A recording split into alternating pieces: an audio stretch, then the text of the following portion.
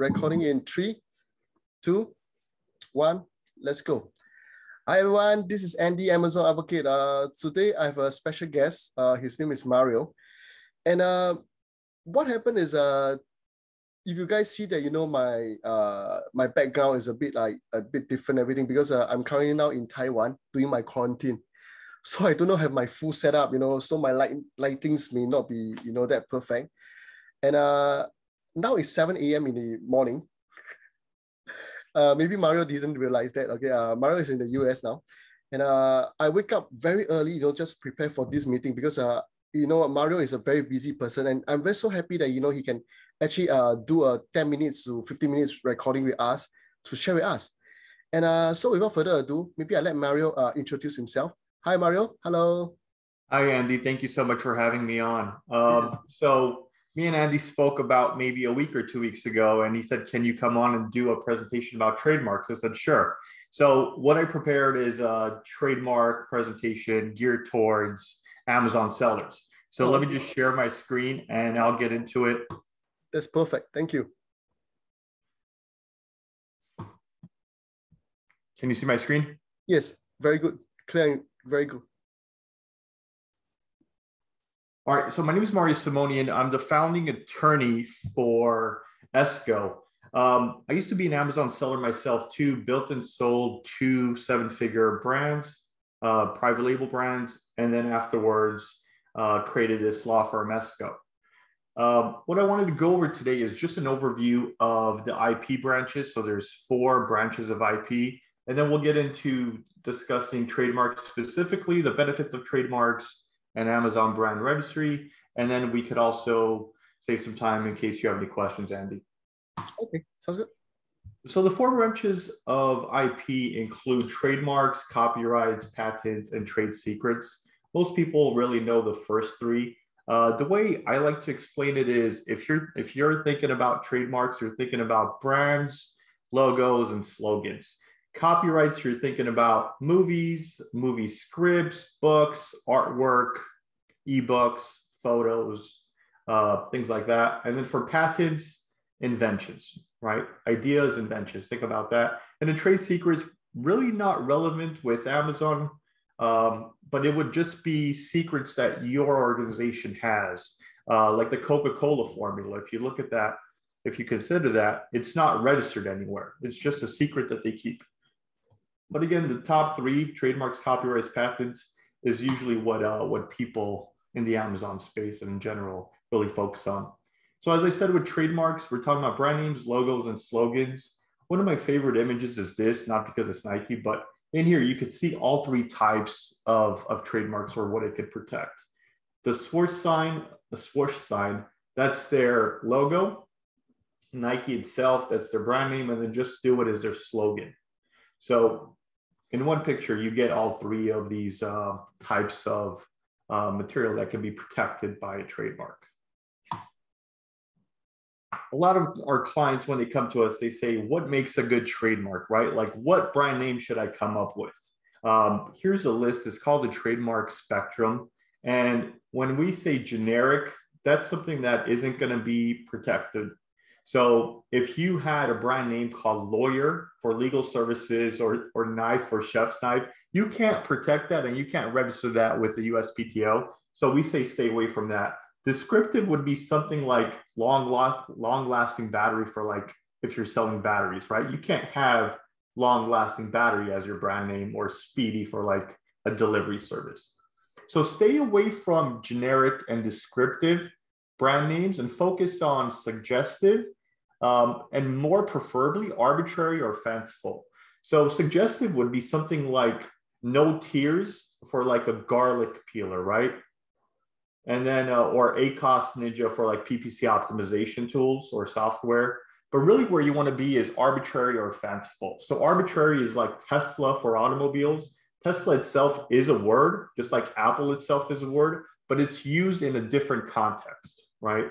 So those receive pretty good protection, but the best of all is going to be something like like fanciful. So Cisco for networking equipment, or even our firm name, ESQgo, it doesn't mean anything, right? Just like Cisco, If you look up Cisco, there's no word in the dictionary for it.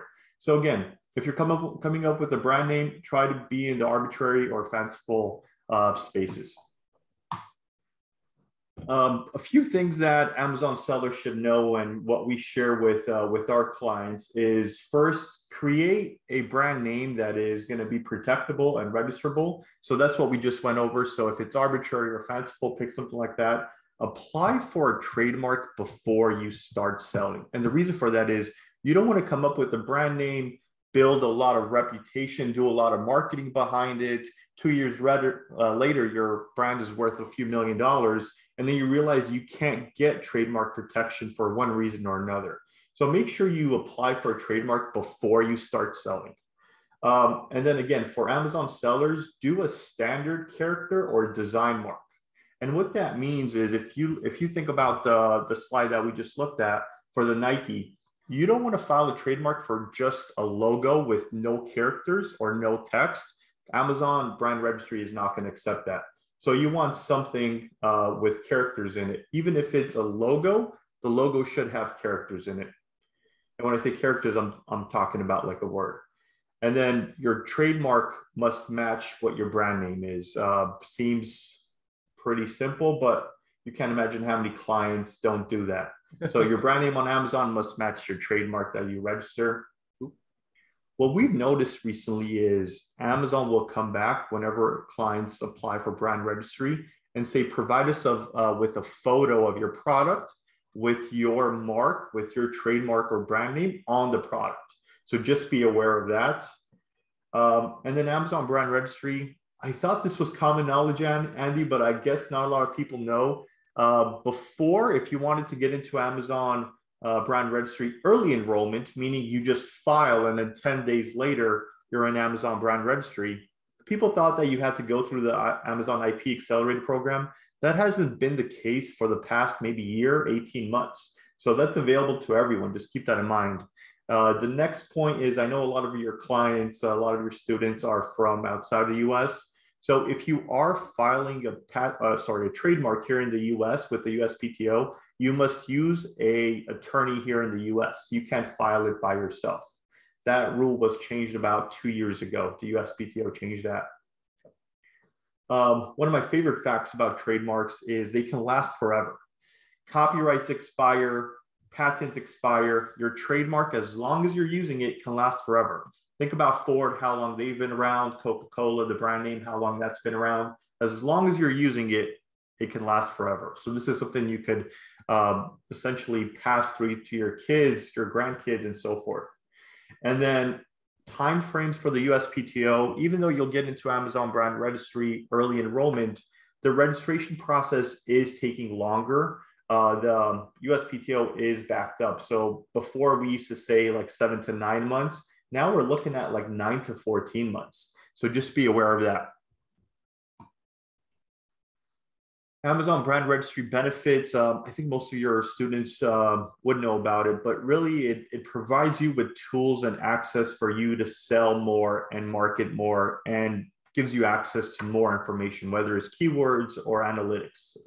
Again, also protects you, so that listing, that product page belongs to you, and your competitors or anyone else would have a very difficult time of changing the images, the product title, the brand name, or the bullet points. That's everything I've got. One of the questions you asked is 2023 and beyond, what advice would you give to Amazon sellers? So during the beginning of the presentation, we looked at all of the branches of IP.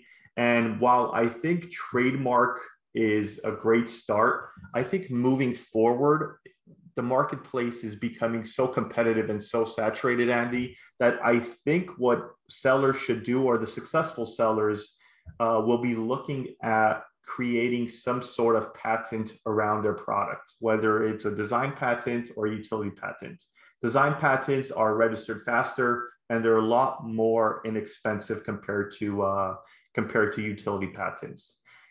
So that's where I see the marketplace going. IP, I think, is going to play a bigger role with Amazon, and I think eventually the people doing retail arbitrage and online arbitrage or even drop shipping, that will eventually go away as Amazon sort of tightens the bolts on sellers such as that. But again, IP, I see that playing a bigger role, and I think that's evidenced by the new programs and services that Amazon comes out with. They have a new program where they work with attorneys and legal agencies to fight counterfeits. Again, when we talk about counterfeits, that's IP. So that's where I see this heading, Amazon heading. I think there'll still be opportunities. There will always be opportunities. I think people that say it's too late for me to join Amazon, I don't believe that, because there's new products always, new products and new categories, right? Just a couple of years ago, you remember the fidget spinners? No one expected that, and that was such a great thing. Or even with COVID, right? With gloves and masks being needed. So the opportunity will always be there for the creative entrepreneurs. I'm gonna stop sharing. Thank you so much for your time, Mario. I really like your presentation, short and sweet. It's really to the point. So for all my fans and all my students, just want to take note, because I never recommend specific people or vendors unless they are really people who are used before and they are very trustworthy. As a matter of fact, Mario has been running cases for me, helping me to settle some of my cases for the last, I think, 2 or 3 years. And I think Mario is, their company is very, very, very responsible. As a matter of fact, I've tried some of the big ones that maybe you guys have seen before, heard before in the Amazon arena, the big ones that, everybody is talking about. But trust me, when I'm so disappointed in their service, but in Mario's case, right, they always follow up and they always give me good advices. And as a matter of fact, attorneys, they are not taking commission, they can't give commissions. Okay, so I'm not taking a single commission from him, but I recommend him a lot. So guys, do go and look for him. If there's any issues that we need, or even like, especially you want to trademark your brand, look for him. He's very, very trustworthy. Okay. So I think that's all for us today. And I really thank you, Mario, for your time. And I hope to see you again, or even in the US soon. Okay. So I'll see you then. Thank you so much. Appreciate it. Thank you.